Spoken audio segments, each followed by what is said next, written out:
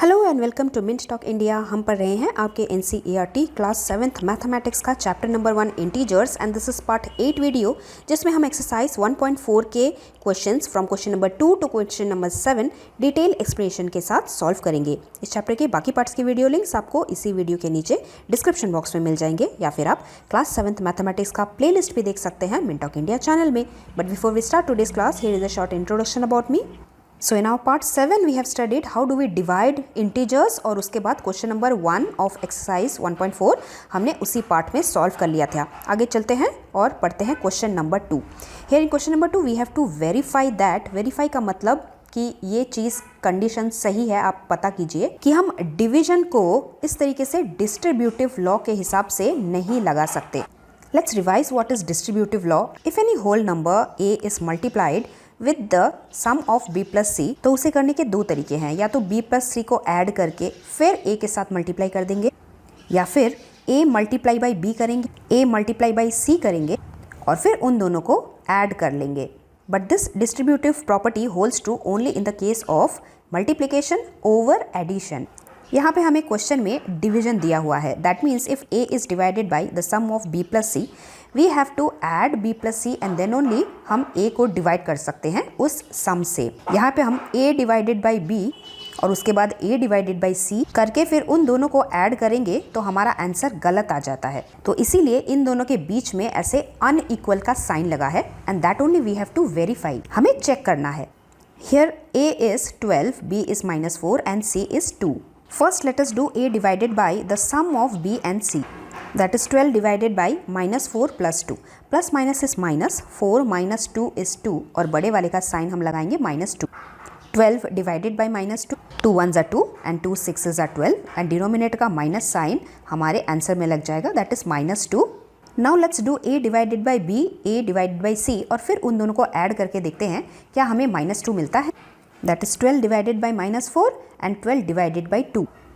12 divided by 4 is 3 और denominator का minus से हमने लगेगा। इसके साथ हम ऐड करेंगे 12 divided by 2 is 6, plus minus is minus, 6 minus 3 is 3 और बड़े वाले का साइन +3। तो यहाँ पे -2 आया, यहाँ पे हमने सॉल्व किया तो +3 आ गया। That means a divided by the sum of b plus c is not equal to a divided by b plus a divided by c.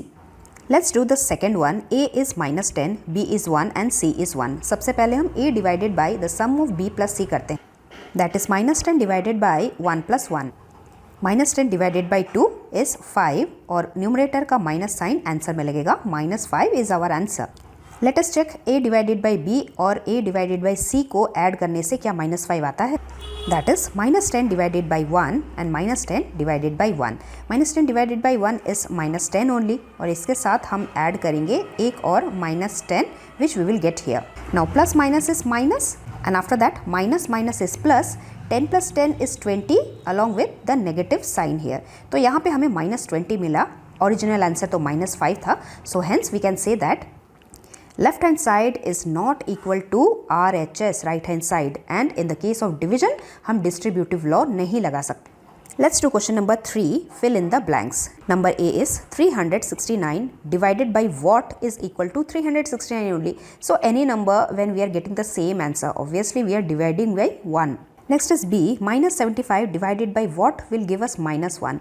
It is +75 in the denominator. तभी 75 1s are 75, 75 1s are 75 और minus sign along with the number 1, -1 हमें इस तरीके से answer मिलेगा। Next is number C, -206 divided by dash is equal to 1। तो जब हम डिनोमिनेटर में -206 ही लिखेंगे तभी वो 206 1s 1s कट जाएगा और माइनस न्यूमरेटर डिनोमिनेटर के कैंसिल आउट हो जाएंगे और हमें +1 आंसर मिलेगा। So here answer is 206। Question number D में -87 का एडिटिव इनवर्ट्स मिल रहा है, +87। So we are obviously dividing by -1। Next is E, whenever we are dividing any number by 1 we get the same number. ये हमने already properties में पढ़ा है। So here answer is -87. Next is F. Numerator में हम क्या लिखेंगे कि जिसके साथ 48 से डिवाइड करेंगे तो हमें -1 मिलेगा। सो आंसर में 48 ही होगा, तभी 48 1 ज़ा हमें मिलेगा। लेकिन आंसर में माइनस भी है, तो ये माइनस कहाँ से आएगा? जब न्यूमरेटर में हम एक माइनस लगाएंगे, बिकॉज यहीं पे फिल इन द ब्लैंक्स है। So here answer is -48। Next is G. 20 divided by dash in the numerator is equal to -2। तो हम जब यहाँ पे नीचे 10 लिखेंगे तभी 10 1 ज़ा 10 होगा और 10 2 ज़ा 20, लेकिन आंसर में माइनस साइन भी है, तो ये माइनस ज़रूर डिनोमिनेटर से आया होगा। So -10 we have to write here as our answer. After that, last one is h dash divided by 4 is equal to -3. Now if you are not understanding कि हम ऐसा क्या नंबर लिखे, we already know that जब भी numerator denominator के किसी fraction को इक्वल टू करते हैं तो ऐसे क्रॉस मल्टीप्लाई करके x की वैल्यू निकालते हैं। So this blank space is equal to 4 multiply by 3 that is 12, और इस 12 के साथ ये 3 का माइनस साइन भी लगेगा, -12। So when -12 will be divided by 4 we will get 4 1 ज़ा 4, 4 3 ज़ा 12, और ये माइनस साइन लग जाएगा 3 के साथ और हमें -3 सेम आंसर मिल जाएगा। So this answer is correct. Likewise you can cross check if you have any doubt. चलिए पढ़ते हैं question number 4। Write 5 pair of integer as a and b such that if a is divided by b we will get an answer of -3. One such pair is 6 and 2। अगर 6 को हम divide कर देते हैं -2 से तो हमें 2 1 ज़ा 2, 2 3 ज़ा 6 मिल जाएगा, and along with this negative sign our answer will be -3। तो ऐसे ही 6 और -2 जैसे कुछ और पेयर हमें फाइंड करने हैं। So some more pair of integers are like 9 and -3. 9 divided by 3 is 3 और डिनोमिनेट का माइनस साइन हमारे आंसर में इस तरीके से लग जाएगा। Then 15 and -5 will also give the same answer -3. 12 and -4, 12 को भी हम डिवाइड कर देंगे -4 से तो हमें -3 मिलेगा आंसर। -12 and 4 अगर न्यूमरेटर में भी नेगेटिव साइन है तो भी हमें सेम आंसर -3 ही मिलेगा, और इसको भी हम उल्टा करके लिख सकते हैं। Next let us read question number 5। The temperature eight 12 noon was 10 degree Celsius above 0। दोपहर के 12 बजे जो टेम्परेचर है वो 10 डिग्री सेल्सियस 0 के ऊपर है। 0 के ऊपर होने का मतलब अगर हम नंबर लाइन को अप एंड डाउन में शो कर रहे हैं तो अप में जितने भी नंबर्स आते हैं वो हम पॉजिटिव इंटीजर में दिखाते हैं, that is +10 degree Celsius above 0। Now if it decreases eight the rate of 2 degree Celsius per hour मतलब एक घंटे में अगर 2 डिग्री करके टेम्परेचर कम हो रहा है, 10 से 2 कम हो जाएगा तो 8 पे पहुंच जाएगा। आफ्टर 1 आवर मीन्स 12 बजे के बाद 1 बजे जब होंगे उस टाइम, फिर 1 के बाद जब 2 बजेगा फिर से 2 डिग्रीज कम हो जाएगा, मतलब तब 6 डिग्री सेल्सियस होगा। इस तरीके से टेम्परेचर धीरे धीरे करके डाउन जा रहा है। और पूछ रहे हैं क्वेश्चन एट व्हाट टाइम, किस समय would the temperature be 8 degree Celsius below 0, किस टाइम पे 0 डिग्री सेल्सियस के 8 नीचे टेम्परेचर चला जाएगा। 8 degree Celsius below 0 -8 degree Celsius temperature होगा, एंड उस टाइम कितना बज रहा होगा वो क्वेश्चन में पूछा है। And also what would be the temperature at midnight, कि टेम्परेचर जब -8 डिग्री सेल्सियस पे पहुंच रहा है तब टाइम क्या हो रहा है, और मिडनाइट पे रात के 12 बजे टेम्परेचर कहाँ तक पहुंचेगा वो भी क्वेश्चन में पूछ रहे हैं।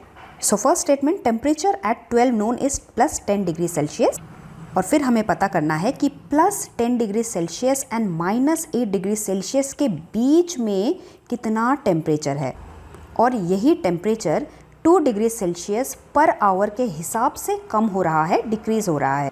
So the temperature difference between 10 degree Celsius above 0 and 8 degree Celsius below 0 is, difference find करने के लिए हम बड़े नंबर में से छोटे नंबर को सब्ट्रैक्ट करते हैं। तो बड़ा नंबर पॉजिटिव में है और छोटा नंबर माइनस इंटीजर है, -8 डिग्री सेल्सियस है। ब्रैकेट को कर देते हैं close. Now let us solve. Minus minus होता है plus, that means 10 + 8 is 18 degree Celsius total temperature difference है। अब यही 18 डिग्री 2 डिग्री कर के कम हो रहा है। एक घंटे में 2 डिग्री, दूसरे घंटे में 2 और डिग्री, तीसरे घंटे में 2 और डिग्री। मतलब अगर हम 18 को ही डिवाइड कर देंगे 2 डिग्री सेल्सियस से तो हमें मिल जाएगा कि कितने घंटे में टोटल डिक्रीज हुआ है। Correct. So 18 divided by 2, 9 hours लगे हैं टेम्परेचर को -8 डिग्री पहुंचने में। अब टाइम स्टार्ट कब हुआ था? 12 noon को, यानी कि दोपहर के 12 बजे। आफ्टर 9 आवर्स कितना टाइम हो रहा होगा, मतलब 9 घंटे बाद 9 PM हो रहा होगा। So at 9 PM the temperature was dropped 8 degree Celsius below zero. ये तो हो गया पहला पार्ट। अब दूसरा वाला part, what would be the temperature at midnight. Midnight का मतलब है 12 AM, रात के 12 बजे। तो दोपहर के 12 बजे से रात के 12 बजे तक टोटल कितना घंटा होता है। There are total 12 hours. इसी को स्टेटमेंट में लिखते हैं, difference between the time of 12 noon and midnight is 12 hours. और एक एक घंटे में 2 आवर डिग्री सेल्सियस करके टेम्परेचर कम हो रहा है। तो 12 आवर में कितना कम होगा, हम इसे यूनिटरी मेथड के हिसाब से निकालेंगे। तो शॉर्ट फॉर्म में मैं टेम्परेचर लिखती हूँ। Temperature decrease in 1 our is 2 degree Celsius.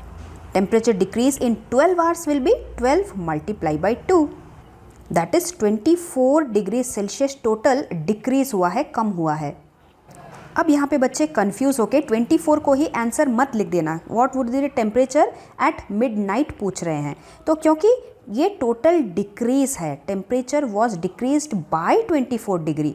तो एक्चुअली में उस टाइम कितना टेम्परेचर था, वो हमें स्टार्टिंग के टेम्परेचर से 24 को माइनस करना पड़ेगा। तो स्टार्टिंग में क्या था, +10 डिग्री सेल्सियस था। सो temperature at midnight is +10 degree Celsius -24, plus minus minus 24 - 10 is 14, और बड़े वाले का साइन लगाएंगे minus. So temperature at 12 AM midnight is -14 degree Celsius. This is the final answer. Next, let us read question number 6. In a class test, +3 marks are given for every correct answer. और अगर answer गलत हो गया तो -2 marks cut कर लेंगी madam. -2 marks are given for every incorrect answer. Given का मतलब -2 कट हो जाएगा आपने जितने भी मार्क्स स्कोर किए हैं उसमें से। अगर आप कोई क्वेश्चन छोड़ देते हैं तो उसके लिए कोई भी मार्क्स ना तो मिलेगा ना तो कट होगा। No marks for not attempting any question. अब नंबर 1 इज राधा का जो टोटल स्कोर है वो 20 मार्क्स है। She has got 12 correct answer, लेकिन फिर भी उसके 20 मार्क्स आए हैं। हमें यह पता करना है how many questions she has attempted incorrectly. उसने इनकरेक्ट कितने आंसर दिए हैं। क्वेश्चन को समझते हैं पहले। करेक्ट आंसर के मार्क्स और इनकरेक्ट आंसर के मार्क्स को ऐड करके जो भी आएगा वही है टोटल स्कोर। अब राधिका ने 12 आंसर करेक्ट दिए हैं और एक करेक्ट आंसर के लिए उसे 3 मिल रहा है। 12 क्वेश्चन के लिए कितने मार्क्स, 12 3 ज़ा 36 उसने स्कोर किए हैं।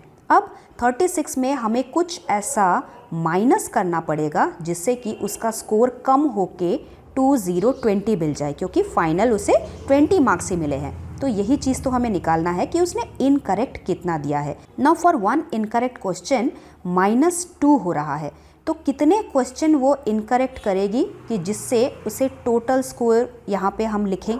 तो इसीलिए let x be the total number of incorrect answer. Now let us make our equation. Let x be the total incorrect answer. एक करेक्ट आंसर के लिए +3 मार्क्स मिलेंगे और उसने टोटल 12 करेक्ट आंसर दिए हैं, means total marks 3 multiply by 12। एक incorrect answer के लिए -2 मार्क्स। x आंसर दिया है तो -2 multiply by x bracket close. ये बन गया उसका total score 2020। Let us solve this equation. 12 3 ज़ा 36 और साइन हम पॉजिटिव लगाएंगे, प्लस प्लस इज प्लस। उसके बाद दूसरा वाला ब्रैकेट 2x ज़ा 2x और साथ ही में ये वाला माइनस का sign which is equal to 20।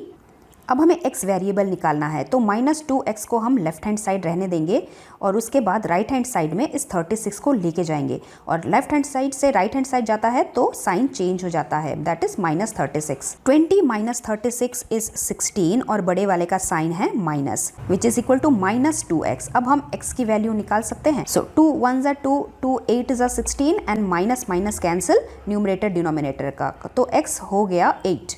So there are total 8 incorrect answers by Radhika. उसी तरीके से क्वेश्चन नंबर 2। अब मोहिनी की बारी। मोहिनी का स्कोर है -5 मार्क्स। दो she has got 7 correct answer, फिर भी उसका टोटल स्कोर माइनस में चला गया। Now how many incorrect answer she has given. यहाँ पे भी हम इनकरेक्ट आंसर्स अटेम्प्टेड के लिए x ले लेते हैं। सो x be the total incorrect answer. अब हम सबसे पहले देखते हैं कि करेक्ट आंसर के लिए उसे कितने मार्क्स मिल रहा है। उसने 7 करेक्ट आंसर दिए हैं। For 1 correct answer she will get 3 marks. For 7 correct answer she will get 7 multiply by 3 that is 21 marks. अब इनकरेक्ट आंसर की बारी। फॉर 1 इनकरेक्ट आंसर -2 मार्क्स हो रहा है। So for x incorrect answer -2 multiply by x, that is -2x marks मिलेंगे। उसके बाद incorrect marks और करेक्ट मार्क्स को जोड़कर ऐड करके हमें टोटल स्कोर मिलेगा, that is -5। So -2x + 21 is equal to -5। यहाँ पे हम +21 को इक्वल टू के राइट साइड लेके जाएंगे, -21 हो जाएगा, that is -2x is equal to -+, 21 + 5 is 26 और बड़े वाले का साइन -26। अब हम x वैल्यूएबल निकाल सकते हैं, that is 2 will go in the denominator, 2 1s are 2 and we will get value of x, क्योंकि नेगेटिव नेगेटिव न्यूमरेटर डिनोमिनेटर का कैंसिल हो जाएगा। So Mohini has given 10 incorrect answers. Next, let us read our last question number 7. An elevator descends into a mine shaft.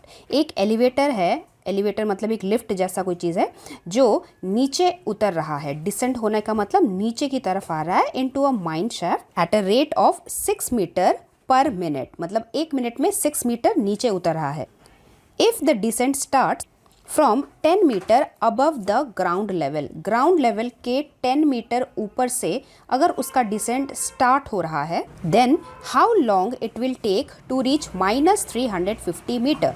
-350 metre का मतलब ground level के भी नीचे तक वो जा चुका है। ग्राउंड लेवल से नीचे को हम माइनस में दिखाते हैं। तो एलिवेटर को यहाँ ऊपर से यहाँ पे नीचे तक आना है। सो थिंग इज दैट हमें इस पूरे डिस्टेंस को, ऊपर से लेकर नीचे तक के डिस्टेंस को डिवाइड करना पड़ेगा 1 मिनट में कितना नीचे उतर रहा है। अब ऊपर से कोई चीज़ अगर नीचे की तरफ आ रही है, नंबर लाइन में भी जब हम लेफ्ट हैंड साइड जाते हैं या फिर नीचे की तरफ आते हैं, हम नेगेटिव में दिखाते हैं, है ना। So from 10 metre above the ground level to 350 metres below the ground level, total distance is -10 + -350 metre.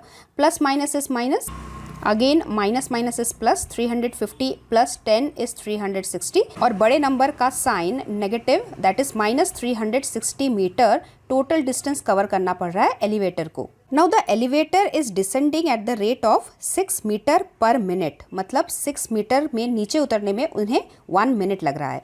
1 metre नीचे उतरने में कितना टाइम लगेगा? 1/6 मिनट लगेगा। ये हमें 1 यूनिट की वैल्यू मिल गई। तो now we can take out 360 unit की value, that is time taken to descend 360 metre below the ground level is 1 unit की value 1/6 multiply by -360। Now 6 1s are 6 and 6 60s are 36। 60 के साथ numerator का 1 multiply, that is 60 minutes लग रहे हैं 360 meter down जाने के लिए। This negative sign indicates descend, मतलब नीचे की तरफ आ रहा है। 60 मिनट्स को हम और शॉर्ट करके 1 आवर भी लिख सकते हैं। So the elevator takes total 1 hour to reach -350 metre below the ground level. This was the last question of your textbook. I hope you have understood all the questions very well. इसी तरीके से detail explanation के साथ हम अपना chapter 2 start करेंगे. So stay tuned. We'll meet very soon. Thank you very much. Bye bye.